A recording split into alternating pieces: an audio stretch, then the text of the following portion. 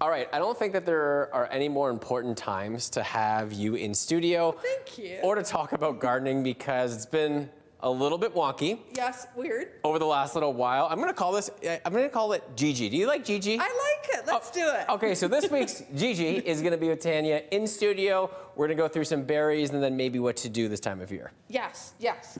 So we're going to start berries. So I brought a selection in. Yeah, I know. The things with leaves, right? Yes.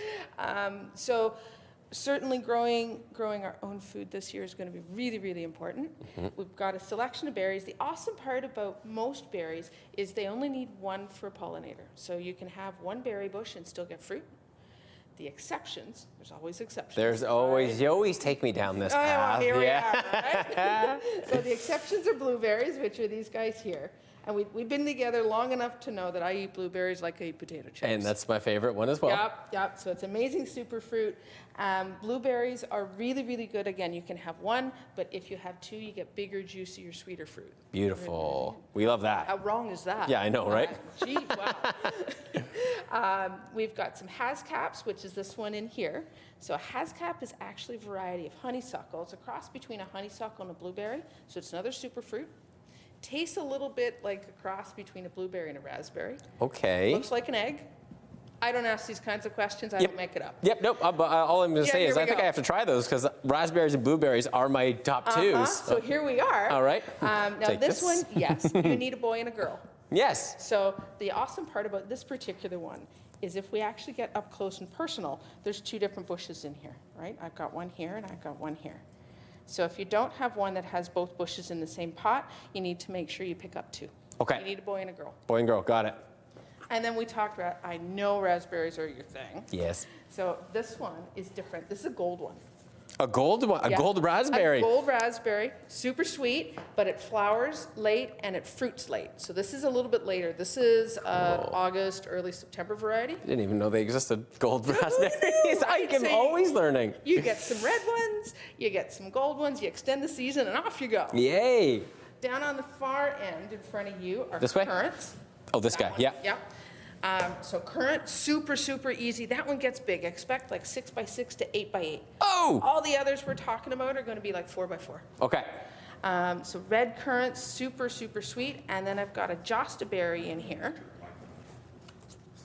That's with the jostaberry is the one that's got a really thick stem, but this is a cross between a gooseberry and a currant. Okay. So a little bit sweeter than a gooseberry and a little bit tart than a currant. Okay. Right? But again, the nice thing is, except for that one, you only need one.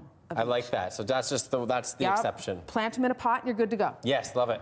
And then the other thing we need to chat through is because the weather has been so weird. We always work as a team, but I'm working against you this, we'll call it the last several days. Well. Sorry.